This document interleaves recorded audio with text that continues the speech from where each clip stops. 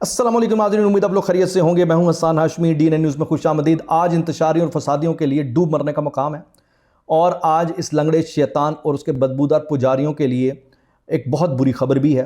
और वो खबर आ रही है उनके अपने मुल्क से, यानी भारत से। और भारत के अंदर जिस रॉ और जिस भारतीय फ़ौज के साथ वो हमेशा खड़े होते हैं, आज वहाँ जिस तरीके से वहाँ की मतलब भारत की जो रियल टाइम आवाम है उन्हें ट्रीट कर रही है, अभी जब मैं आपके सामने पूरी खबर रखूँगा तो आप अर्श कर उठेंगे। आप ये एक लम्हे पर सोचने पर मजबूर हो जाएंगे कि अल्लाह ताला की कैसी पाकिस्तान पर रहमत है कि वो पाकिस्तान के दुश्मनों को हर तरफ से घेर घार के जिल्लत से दो चार करी, हर दिन एक जिल्लत की नई दास्तान उनके लिए लेकर आता है। और अब जो जिल्लत की दास्तान मैं आपके सामने रखने लगा हूं, ये बेसिकली वो मकाफात अमल है या ये उस बयानिए का जवाब है जो पाकिस्तान की अफवाज के खिलाफ ये पूरे का पूरा टोला घड़ता है। यानी रॉ और रॉ फंडेड ये जो इंतशारी और फसादी हैं, इन्होंने जो एक बयानिया बनाया कि अफवाज पाकिस्तान और अवाम के दरमियान दूरी है। अफवाज पाकिस्तान और अवाम एक दूसरे के साथ नहीं है। अवाम अपनी फ़ौज को पसंद नहीं करती, लेकिन फिर बिनल महसूस में ख़ास तौर पर जो मनाजिर इस दुनिया ने देखे, इन दो गुनहगार आंखों ने उन तमाम मनाजिर को जब देखा तो वो फरते हैरत में आ गया। वो भूल गया इश्क की वो दास्तानें जो सोनी माहिवाल और हीर रांझा या लैला मजनू की सुना करते थे। लेकिन आप देखिए कि पाकिस्तान की अवाम ने अपनी फ़ौज के साथ उससे कहीं बढ़कर अपने इश्क का इजहार किया और पाकिस्तान की फ़ौज ने अपनी अवाम के साथ वो कहते हैं कि ऐसी मोहब्बत और उल्फत और चाहत का इजहार किया कि जो तारीख़ में जिसकी मिसाल नहीं मिलती। तो आज आप देखिए कि पाकिस्तान और फ़ौज की पाकिस्तानी फ़ौज की और पाकिस्तान की आवाम की दूरी का प्रेपोगंडा करने वाले कैसे अल्लाह बेनकाब कर रहा है कि भारत के अंदर एक सीनियर हाजिर सर्विस ब्रिगेडियर को वहाँ की आवाम ऐसा धोती है, ऐसी उसकी छितर परेड करती है कि बंदा परेशान हो जाए कि यार एक हाजिर सर्विस सीनियर ब्रिगेडियर अपनी आवाम की नज़र में इतना गिरा पड़ा है भारत के अंदर। यानी भारत मतलब एक लम्हे के लिए तसव्वुर करें ना, सोचें कि भारतीय सीनियर ब्रिगेडियर और उसका बेटा एक मामूली तल्ख कलामी के नतीजे में अवाम के गैज़ो गज़ब का शिकार होता है और वहाँ मौजूद पुलिस की मौजूदगी में बाकायदा वहाँ पुलिस खड़ी हुई है, लेकिन अवाम अपना पूरा गुस्सा तसल्ली के साथ उसे खराज तहसीन पेश करते हुए निकालती है और अपनी तसल्ली करने के बाद फिर वो कहते हैं कि ठुड्डों के साथ उसे छोड़ती है। तो ये मैं आपके सामने जो अभी भारतीय फ़ौज के हवाले से ये ख़बर रख रहा हूँ, ये ख़बर यकीनन हिला देने वाली है। और मैं आपको एक मज़ेदार बात बताऊँ कि ये जो ख़बर है इस वक्त पूरे भारत के अंदर इस पर इसका चर्चा है। और मैं अभी देख रहा था कि भारतीय अवाम अपनी फ़ौज को लेकर कितनी मायूस है, क्योंकि भारत की अवाम को ख़ास तौर पर ऑपरेशन सिंदूर के हवाले से जिस तरह मिसगाइड किया गया और दो नंबर तरीके से उनके दिमागों के अंदर बसाया गया कि जी हमारी फ़ौज ने तो कमाल करते हुए पाकिस्तान को फतह कर लिया, लेकिन जब आंखें खुली तो पता लगा कि एक ऐसी जिल्लत की दास्तान है, वो जितना जिसे उसे सोचते हैं उसके बाद उतना ही वो शर्म से डूबते मरते चले जा रहे हैं। तो इसका इजहार बेसिकली उन्होंने उस ऑपरेशन सिंदूर में बदतरीन भारतीय परफॉर्मेंस को देखते हुए, उस झूठी फतूहात को जो किस तरह बॉलीवुड के अंदर दिखाई जाती हैं देखते हुए, रियल टाइम उन्होंने जब सीनियर ब्रिगेडियर हाथ लगा तो उन्होंने पकड़ के पूरी भारतीय फ़ौज का और मोदी सरकार का और गोदी मीडिया का गुस्सा निकाल दिया उस पर। दूसरी बात, अब आप अंदाज़ा लगाइए, दुनिया की कोई भी फ़ौज हो उसका एक डिसिप्लिन होता है, लेकिन it's a really very unfortunate कि भारत के अंदर भारतीय फ़ौज एक डिसिप्लिनरी आर्मी नहीं है। उसकी इट्सेल्फ बहुत सारी ऐसी बातें हैं जिससे एक चीज़ वाज़ेह होती है कि वो उस डिसिप्लिन से जो एक किसी फ़ौज का हिस्सा होती हैं उससे कोसों दूर हैं। लाइक भारत की फ़ौज दुनिया के अंदर एक आर्मी के तौर पर मशहूर है। जिनसी दरिंदगी उसकी आम है और वो अपनी जिनसी दरिंदगी में किसी भी हवाले से वो कहते हैं कि जानी और पहचानी जाती है। अब मैं इस सिलसिले में अगर आप कहेंगे कि मेरे पास सबूत है तो सबूत है। मैं आपके सामने ये एक तस्वीर रख रहा हूँ, इसमें ख़वातीन भारतीय फ़ौज के ख़िलाफ़ एक एहतजाज कर रही हैं और वो अलिफ मतलब नंगी हैं।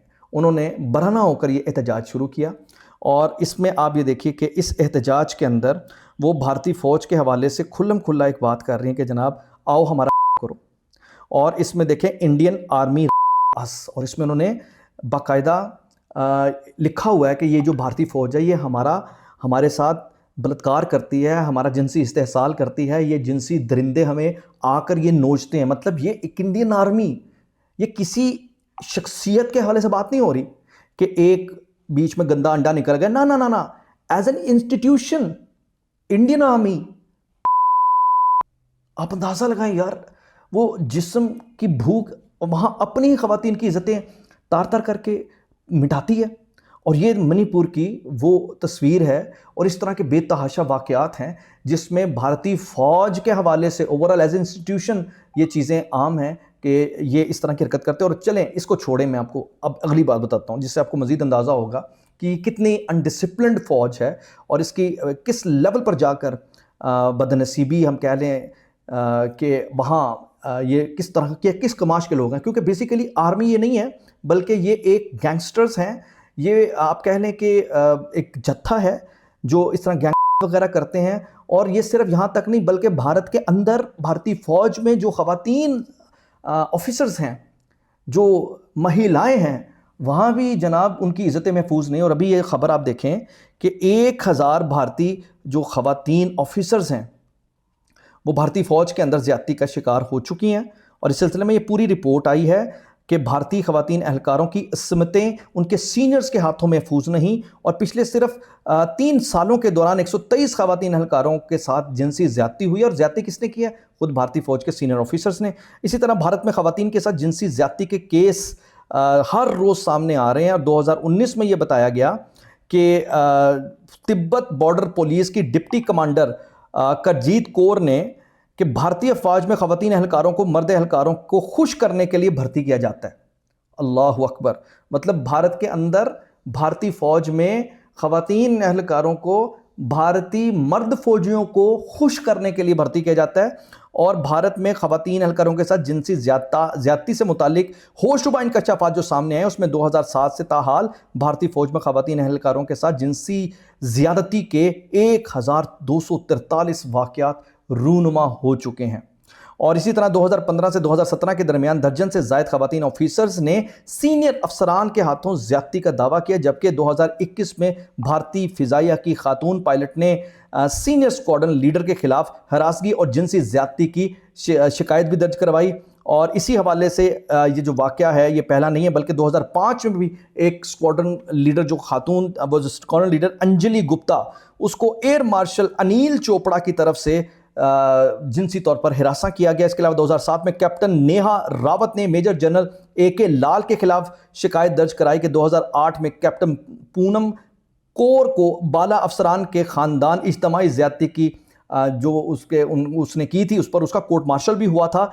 इसके अलावा 2010 में मेजर मेगा गुप्ता ने कर्नल अनुराधा मिश्रा के खिलाफ जिनसी ज़्यादती का दावा किया, लेकिन भारतीय फ़ौज ने कर्नल मिश्रा को सिर्फ रिवायती सी वार्निंग देकर छोड़ दिया। इसी तरह 2014 की बात करें तो हाजिर service officer colonel Ajit Kumar की अहलिया ने ब्रिगेडियर जे सिंह के खिलाफ जिनसी ब्लैकमेलिंग का इल्ज़ाम आयद किया। और इनकार करने पर स्टेशन कमांडर ब्रिगेडियर जे सिंह ने कर्नल अजीत कुमार से सरकारी घर खाली करवा लिया था। यानी खाली जो ख़वातीन एहलकार हैं वही गैर महफूज नहीं, बल्कि भारत के अंदर अफसरान की बीवियां भी दूसरे अफसरान या एहलकारों के साथ से भी गैर महफूज हैं। तो आप अंदाज़ा लगाइए कि इस लेवल के लोग, यार ये भारत की फ़ौज है और ये पाकिस्तान के साथ जो लड़ने का दावा करते हैं। मतलब ये तो एक जत्था है यार, एक अनडिसिप्लिन लोगों का। और आप अंदाज़ा लगाएं कि ये सिर्फ जो एक वाक़या है, ये एक वाक़या नहीं बल्कि एक तसलसल है उस पूरी दास्तान का जो एक राम कथा सुनाई जाती है अपने इन सूरमाओं को। तो पता ही चला है कि भारत के ये जो सूरमा बनाकर पेश किए जाते हैं, ये सूरमा नहीं है, सुअर हैं। ये वो सुअर हैं जो कि अपनी ही ख़वातीन को नोचते हैं। ये वो सुअर हैं जो अपने ही लोगों को फास्ट फ्लैग ऑपरेशन के ज़रिए मारते हैं। ये वो सुअर हैं जो किसी भी लिहाज से एक इंसानियत के नाम पर धब्बा हैं। इन्होंने रक्षा करनी है, तो ऐसे जो लोग होते हैं वो रक्षा करते नहीं। फिर जब अवाम के हत्थे चढ़ते हैं तो फिर अवाम उन्हें अपने पूरे तरीके से तसल्ली के साथ धोकर, तसल्ली के साथ सुखाकर बताती है, अपनी नफ़रत का इजहार करती है और उनके उस झूठे 2 नंबर प्रोपेगेंडा का अमली जवाब ही देती है कि जो तुम पाकिस्तान के बारे में कहते थे। देखा जाए तो कुदरत ने यही जवाब दिया ना, जो तुम पाकिस्तान के बारे में कहते थे। आज हकीकत यह है कि तुम अपने मुल्क के अंदर रुसवा हो चुके हो और अवाम की नज़रों में गिर चुके हो।